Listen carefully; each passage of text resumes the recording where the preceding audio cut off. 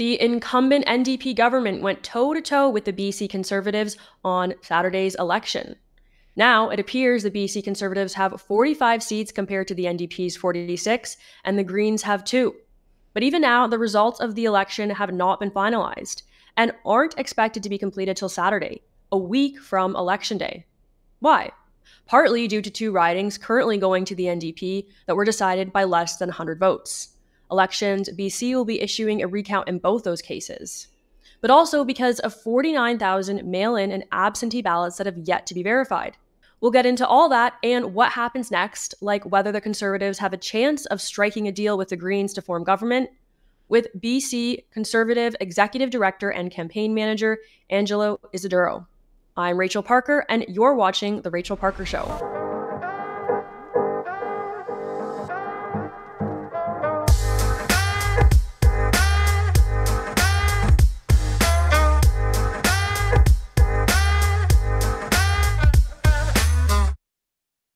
Hey everyone, I'm Rachel Parker. Welcome back to The Rachel Parker Show. We're going to be taking a dive into the BC election that was on Saturday. We still don't have the official results for that election. We're going to dive into what happened and when we can expect the results of that election and why it's taking so long. Joining me today is BC Conservative Executive Director Angelo Isidorou. Angelo, thank you so much for being here today.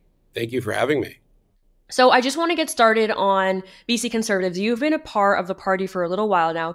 So can you sort of take us through the journey briefly as to what happened when you joined as the executive director to the point where you actually brought the BC Conservatives to a place where it could potentially be forming government within a couple days, or at least be within the realm of being possible to do so, from going really from a very little, small, a party that didn't carry a lot of weight to now a party that has the potential to form government. What happened to make that a possibility?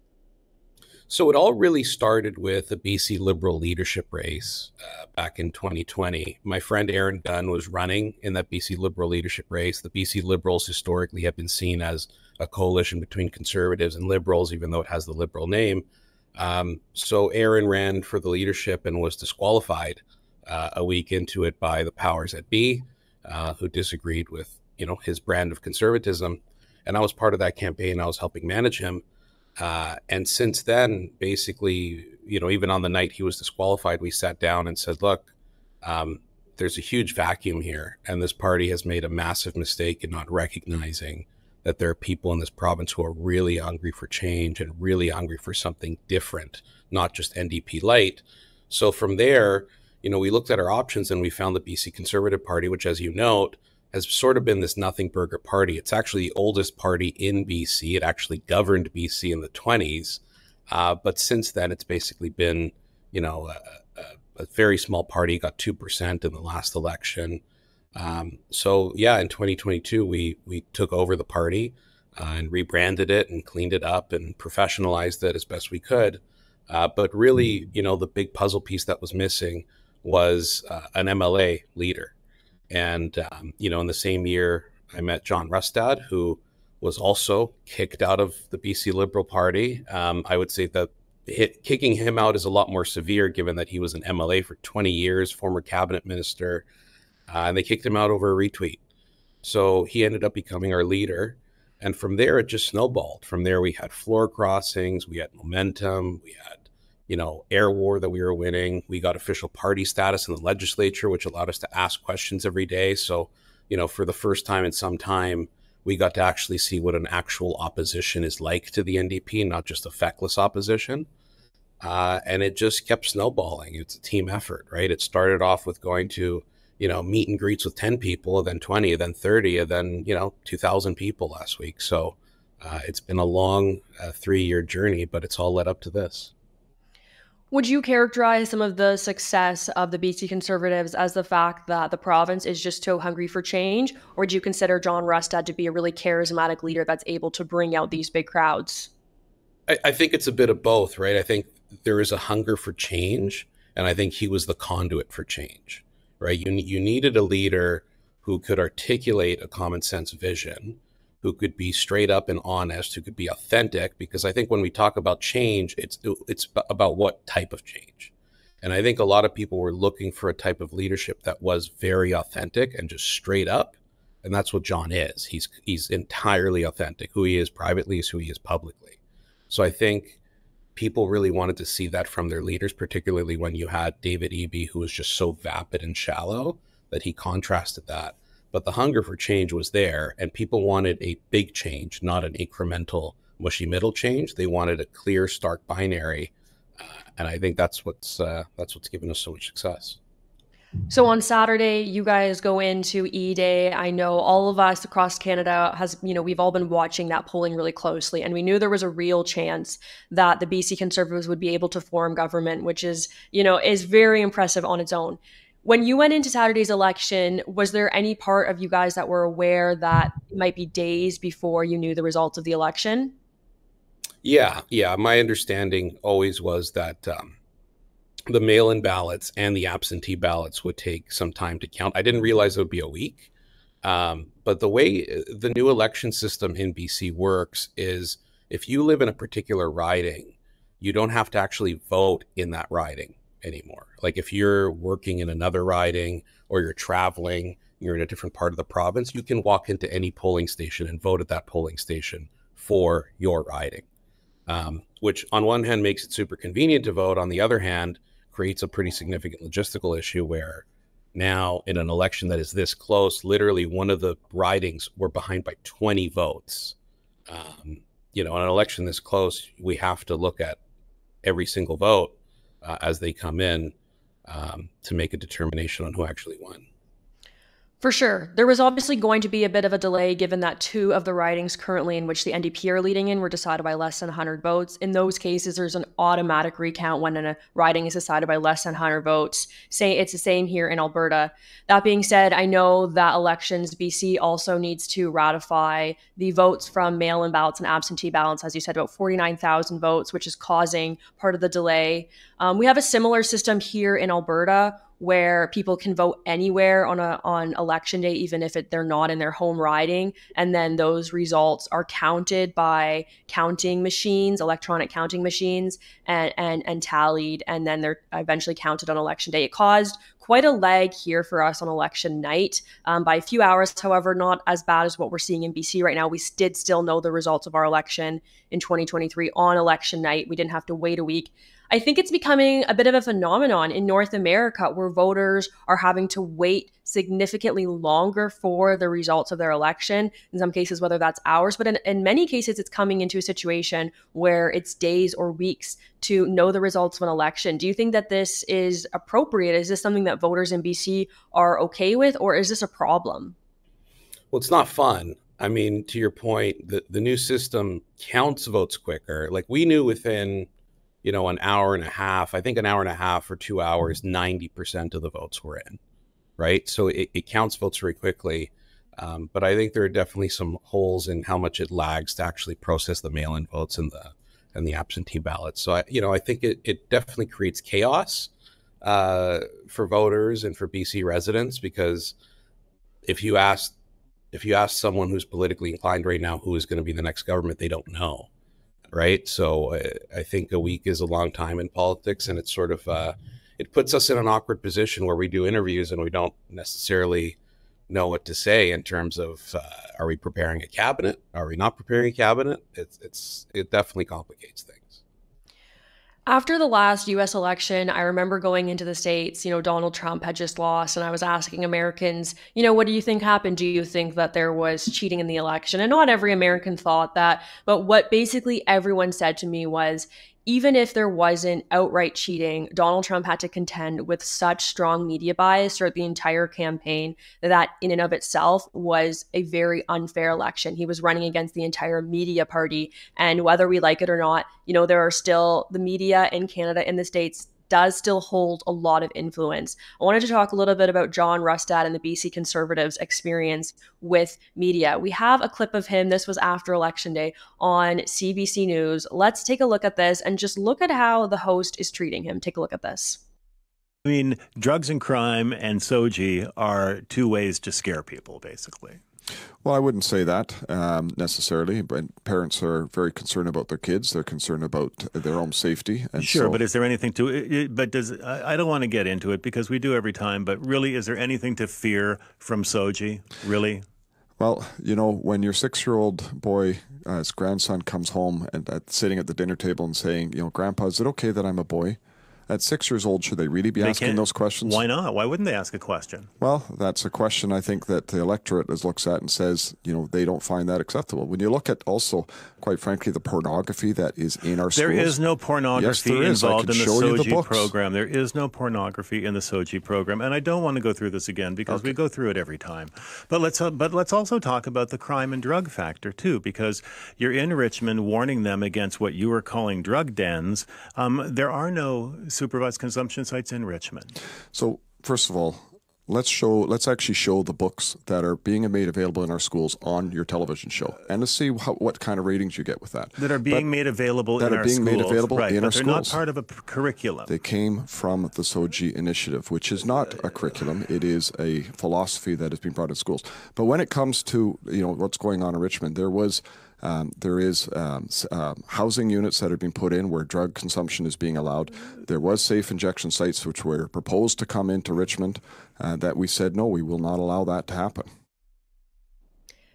Wow. So first, I just want to clarify for my viewers, SOGI refers to sexual orientation and gender identity. You see John Rustad going toe-to-toe with CBC host Stephen Quinn there. One of the things that strikes me most watching that clip as a journalist is that host Stephen Quinn is not even allowing Rustad to respond. He's saying, we don't need to talk about this. We've talked about this before. That's a very inappropriate way to respond to a guest that has come on your show, is taking their time to do an interview with you to educate your audience on what is important to them. I've never responded to a guest on my show that way ever, nor would I, because it's not appropriate. But he's also sort of like rolling his eyes at Rustad. You can hear him that he's getting huffy. He's like, here we go again. It's a very inappropriate way to treat a guest on your show, whether or not you agree with their views. If you don't agree with what they're saying, if you maybe even think that they are not being truthful, then you continue to question them to get at the heart of what they're saying and to potentially expose them if they are lying. Stephen Quinn doesn't do that. He actually doesn't let John Rustad respond, which is, in my opinion, egregious for a journalist to do. Angelo, how much did you guys have to contend with this? And do you think that, you know, it impacted voters like it does elsewhere in the world, watching conservative politicians being questioned and they're being given such a tough time by the mainstream media? Yeah, I mean, look, it's definitely a factor, right? I'll add the caveat of it's not all mainstream media. We've had some good experiences with some mainstream media in BC. But definitely, you know, I was appearing on Stephen Quinn's show for a little while, and it definitely gets combative. I think, you know, the crux of it comes from this perception that we're sort of this party of like ragtag, you know, far right, sort of low IQ idiots, right? Like that is sort of the impression that you get sometimes from the media, particularly given that 2 years ago we like just didn't exist as a party. So when it comes to these issues like SOGI, which is about the sexualization of children, you have a culture in BC that really emanates from the NDP, from EB. And it's a culture of like this hubris around, you know, this pearl clutching of, oh, you're such a lowly sort of silly person for questioning what your children are taught. And we're such a, you know, higher echelons, wise elite class. And you need to learn your place. And I think what we found was a real referendum on that entire mentality, particularly among immigrants, right? Like this party, it wasn't clear what the coalition of this party was, right? The Liberals were a coalition of federal Liberals and federal Conservatives. And I got asked about that. I said, no, we're not really broken up that way. What we are is a coalition of individuals of different groups that are concerned about different things. So there's a headline today, I forget in what outlet, that said the BC Conservatives are you know, held up like they surged because of immigrants, because of ethnic minorities. And it's actually true, which I know blows the minds of progressives, that we're actually a party mostly of ethnic minorities, particularly Indo-Canadians in Surrey and Chinese Canadians in Richmond. And the issues that those groups care about beyond just crime, as John noted, is SOGI. Like we won Surrey North. To give your viewers an idea, Surrey North was considered unflippable. Surrey North is heavily Indo-Canadian and Muslim, lower working class for the most part demographically. It was an NDP stronghold, and its MLA was the Minister for Education. And we blew them out of the water in Surrey North, right? So we have created a new coalition within within the province. And I think the NDP are shocked by it. And I think a lot of the media still don't understand it. And they have this perception that's basically like, well, your issue's not real. It's like you're just lying. You're making people be scared, but it's not a real issue. And it's like, these people are bringing the issues to us. We have parents coming to us, showing us what is being taught in school, right? So we can't just keep gaslighting the public and saying, well, according to this document from the government, it's not real. It's like, I'm sorry, that's not the reality on the ground. To your point, we actually have just a little clip here of an example of one of those books that is being available in school for kids. Parents, viewers at home, if you're watching this, if you have little kids in the room, you're probably just going to want to put this next segment on mute. This is extremely vulgar. It's very, very gross. So this is your official trigger warning. If you've got kids in the room, you're going to want to mute this until this next clip ends. This is so disgusting. Take a listen to this, just so you're aware that this is what is available to children in schools in BC. Take a look. I stand here today as a distraught father and grandfather. I stand here with parents in Abbotsford who are deeply concerned about sexually graphic and explicit content available in certain fictional books within our public school libraries to children as young as 11 years of age. Mr. Speaker, I would ask that the House brace themselves for the following words from one such book called Eleanor Park, and I quote, "I know you're a slut, you smell like cum, nothing but a bitch in heat." End quote. Member, please do not use that kind of language. I apologize, Mr. Speaker, and I actually would retract those words. Well, honestly, like, I have to laugh just because it makes me so uncomfortable. Like, I'm so uncomfortable listening to that. We actually had last year at our True North Nation conference, we had a segment where we did clips that you might find in a pornography book versus material that's available in schools, and the audience had to guess which was which. And I think everyone left it, feeling very sobered. It was a little awkward, but everyone left it feeling very sobered, being aware of what type of material is available for kids. How much did you hear about the SOGI initiative on the campaign trail, Angelo? Yeah, we definitely heard a lot about it, especially in Richmond and Surrey. Again, it was a sleeper issue, right? Because the media was never really willing to address it. The media was willing to address crime somewhat, although even with crime, they would contend, well, statistics say crime is down, and they would ignore the fact that people aren't reporting crime. But when it came to SOGI, it was a real echo chamber of like, you are not allowed to criticize this program. So what we did, as you saw in the clip, this was like, I think it was like a week and a half into us actually being an official party in the legislature.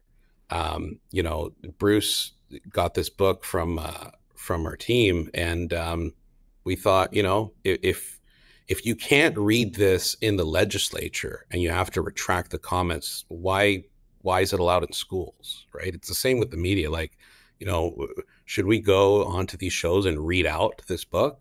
It won't be able to air.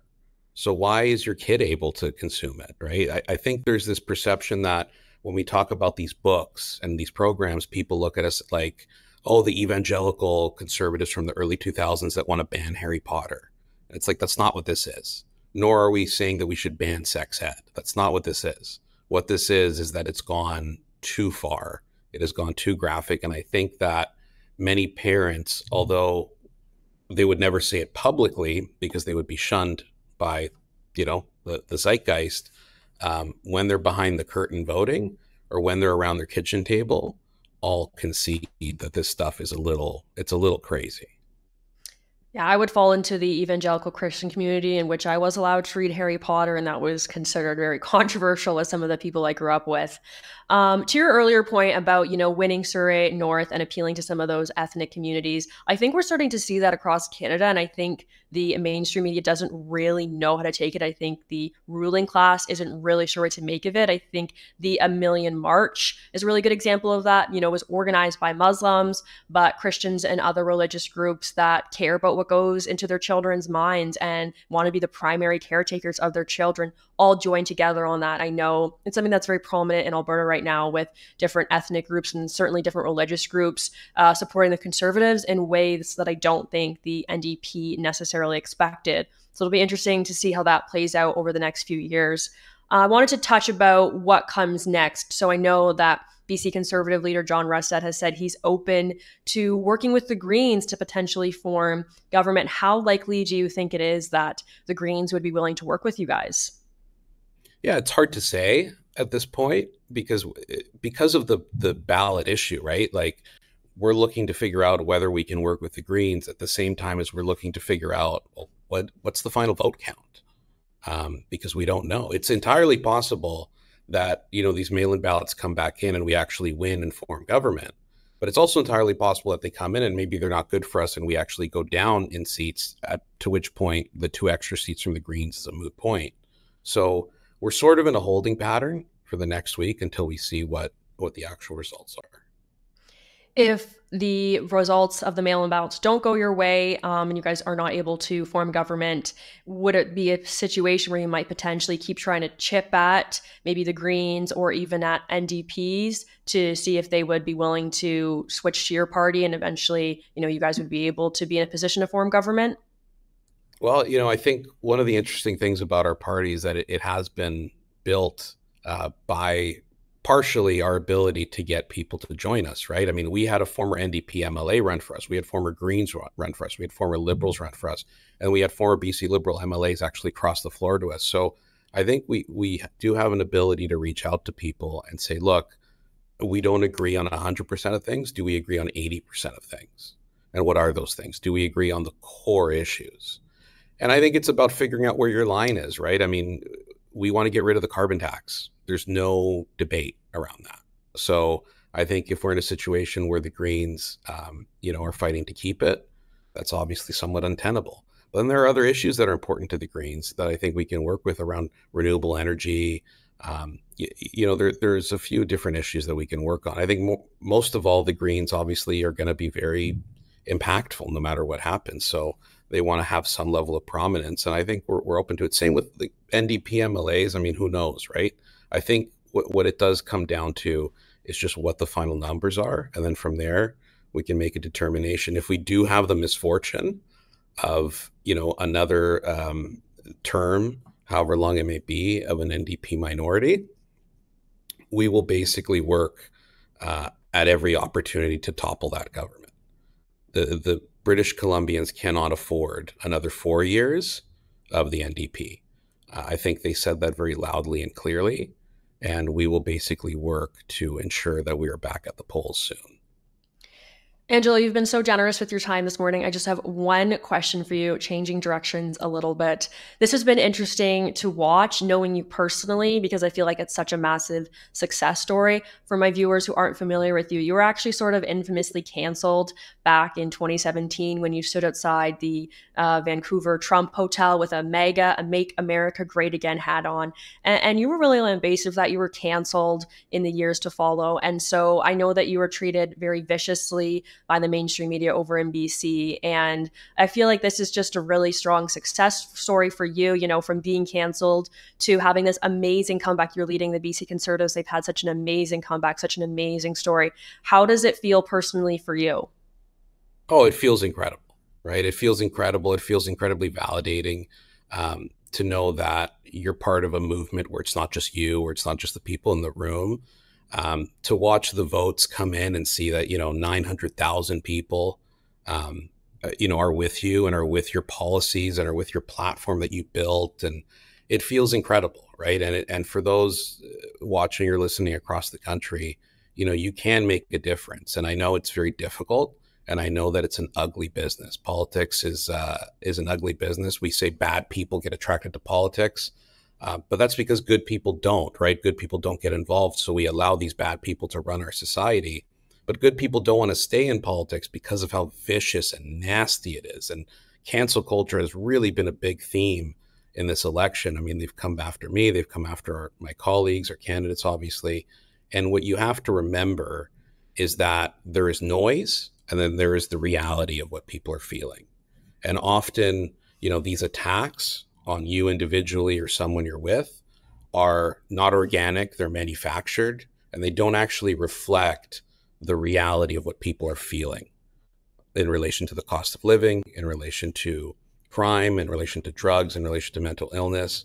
So if you are in a situation where you find yourself getting attacked viciously, you have to, first of all, ground yourself, go back to what, you know, holds you steady, your family or your God. But then also be reminded that there is evil. I believe in evil. I believe there is evil in the world.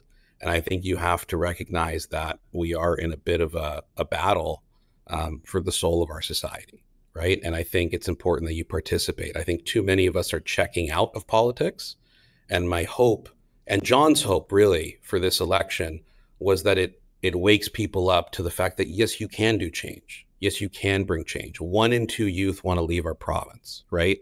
Like our goal was to make British Columbia the place to be. And our goal was to send a shockwave across the status quo and say, hey, we can make a difference. We are here. We're not just a protest vote. We're going for the gold, you know?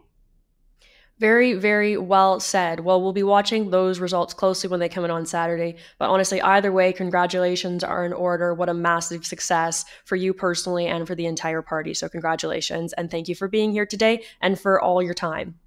Thank you so much, Rachel. That was Angelo Isidorou, the executive director of the BC Conservatives. Moving on to the rest of the show here, we have our clip of the week. This was once again pulled from Sean. As you guys know, I do not watch these clips in advance. Sean pulls them for all of us. I think we're going to really enjoy this one. He gave me a little bit of information about what we're going to be talking about today. Has something to do with Tim Hortons, which I know is very controversial right now. If you've been to Tim Hortons lately, you know why, but more likely than not, you're just avoiding Tim Hortons, as I certainly do. So let's take a look at this clip of the week from Sean. He also mentioned it was in French, but he did say that what is being said here is not as important as the environment. So for those of you who are watching on video, which I know most of you guys tend to do, you're going to want to pay particular attention to the environment and the scene of this Tim Hortons. Let's take a look at this. Bienvenue ici chez Tim Hortons, Dubaï. Regardez-moi ça, c'est magnifique en fait. Regardez, incroyable. Hein? Eh, incroyable? Regarde, c'est super propre. Super, j'adore. J'adore les feuilles d'érable et tout. J'adore. Okay, so there's two women there from Quebec. They're in a Tim Hortons in Dubai. Obviously, Dubai is an extremely wealthy place, far more so than Canada. But the issue here is that Tim Hortons was absolutely beautiful. You could see there, you could see all the beautiful lighting, you could see the beautiful floor and the counters, and it looked like a really nice cafe. Like if you were to go and enjoy a nice cafe today, you wouldn't think, oh, let's go sit in Tim Hortons. It is such a nice, it has such an aesthetically pleasing environment. You wouldn't think to go to Tim Hortons. You probably have a local cafe in your town. Every town needs a local cafe. So you probably have a nice one that you like to go sit in to do your readings, and you probably wouldn't pick Tim Hortons. The issue is not that Dubai is a wealthier place. The issue is that Tim Hortons has been hailed as a Canadian icon for basically as long as I can remember. And probably for as long as you can remember as well. When people who are, come here internationally, one of the very first things they do is they go try Tim Hortons. And, there was a time when that was sort of fun and cute and we all joked about our Tim Hortons. And when I was, in the States, people would be like, oh yeah, you guys have like Tim Hortons up there. By the way, you can go to Tim Hortons in the States now, especially if you're in places like Buffalo. There are some Tim Hortons available. I believe it was bought out by an American company. Please don't fact check me on that. I'm not entirely sure. And I'm pretty sure. Either way, we all know that the quality of Tim Hortons has extremely degraded in the last number of years. The food is disgusting. The food is now pre-made and it's sold frozen. The donuts are not made fresh in house. You guys, when I was a kid, when I was in, I think it was kindergarten, I went on a class trip to Tim Hortons, and we actually got to go into the kitchen and we got to all like freshly dip a fresh donut. That would never happen nowadays because the donuts are all pre-made and they're just basically baked in the ovens, warmed up. I should say they're warmed up after they've been frozen and shipped out. The food, you guys have seen these images of Tim Hortons, and people are being given raw food. There's cases where there's molds on the food. I saw a report of one lady who worked at Tim Hortons, and she left, and she said they actually reuse their coffee grinds. They reuse their coffee grinds to save money. So I think Tim Hortons has really lost its status. And sort of the elephant in the room of this whole issue is that Tim Hortons has been criticized for not really having any white people anymore. They don't seem to be hiring any white Canadians. Instead, they seem to be hiring international students. And, there's been some criticism about this. People are saying they're being given government grants to hire international students. And, it's an issue because Canadians, as my colleague Harrison has covered this extensively, young Canadians are having a really hard time finding places to work. When I was a kid, it was like so easy to find a job. I printed off a bunch of resumes. I went to a bunch of stores, handed them out, and I got a couple calls, and I was always able to find a job when I needed one. And young people today don't have that same access, especially places in Ontario where there is so many immigrants and those, sort of low-level beginner jobs. There's just so much more competition for them than there used to be.